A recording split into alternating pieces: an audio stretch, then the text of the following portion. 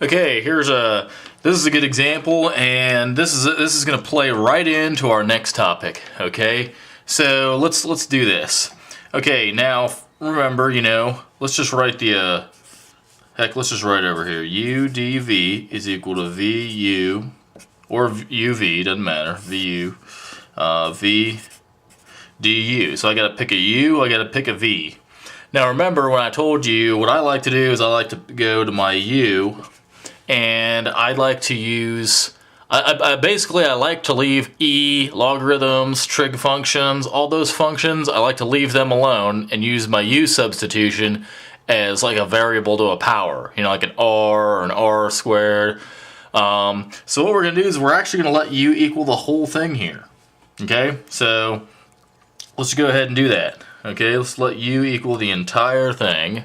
And let's see here. Actually, let me use a different color. That way we don't get confused. Okay, so that automatically, that means that dv is going to be equal to e to the r dr. Okay, alright, so we got that going. Okay, next thing we do, we need du, and that's usually pretty easy. So that's going to be 2r plus 1, and it's with respect to r, and it's differential form.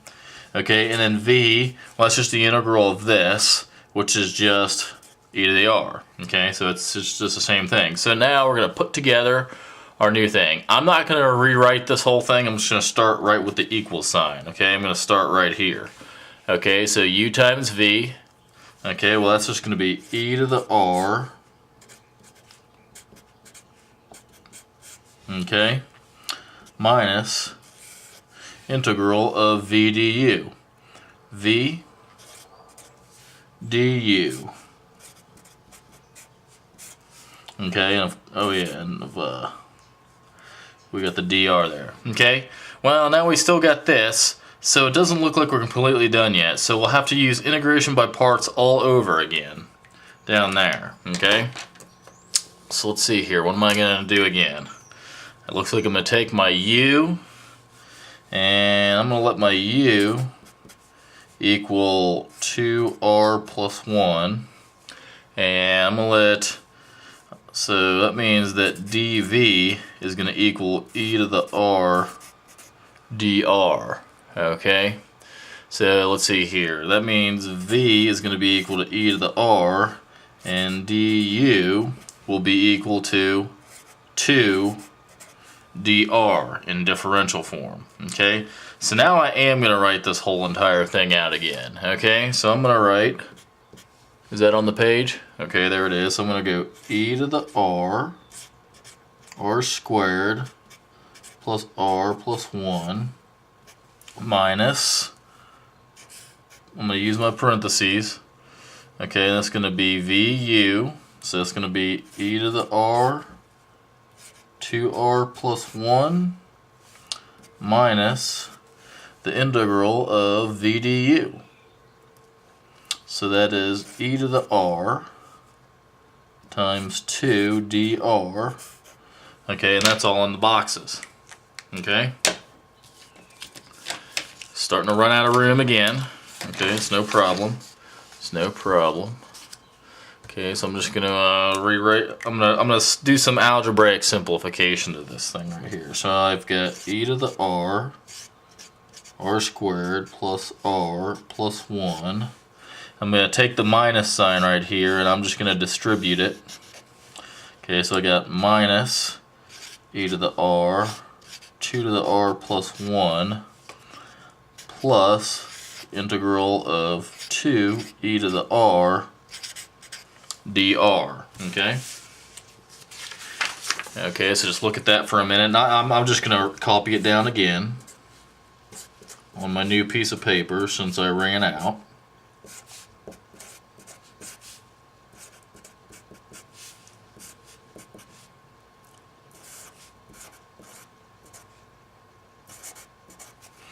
Okay, so this is the same thing, right? Yep, looks pretty much the same to me.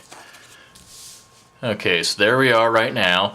Now this one isn't too tough to integrate at all. Okay, this right here is just going to be equal to exactly what it is. I'm going to pull the constant out.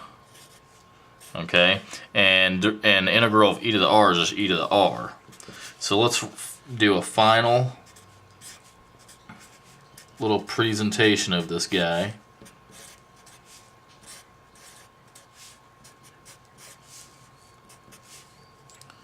And I'm going to write it a little different. I'm going to write it a little backwards. Remember, the integral of e to the r is just e to the r, right? And the constant was already out. I just switched spots, okay? Now, of course, plus c goes there. Now, what I want you to notice is, check this out. Look at this. You've got a function here, and a function here, and a function here that are all derivatives of each other. So this, and this are all derivatives of each other. Okay? Now, if we look a little closer, this is not really the best example because it's e to the r, but these actually turn out, well, these are also derivatives, but, and this is why it's kind of, e is kind of weird, is they're also integrals, okay, of each other. E to the r, integral of e to the r is e to the r. Okay, if we were working with anything other than e to the r, then we would notice that these are integrals of each other. Okay, so we got a little situation right here, and furthermore, what I also want you to pay attention to is we've got a positive, okay, we've got negative, and we got positive. Okay, so what actually we're going to do in the next video is we're going to explore, there's a very quick way to do this. Because every time when I integrated this first thing, I came up with this. Okay, and I still couldn't integrate this guy. Here, let's just bring it back here. See how this term right here, the middle one, ended up in our integral symbol over here? And then we went a little further, and this term ended up in there. And successfully, we just used integration by parts over and over again until we chop this function up. So you notice how we did that? We basically just chopped it up until it went away. And finally, it went away to the point where we could actually work with it.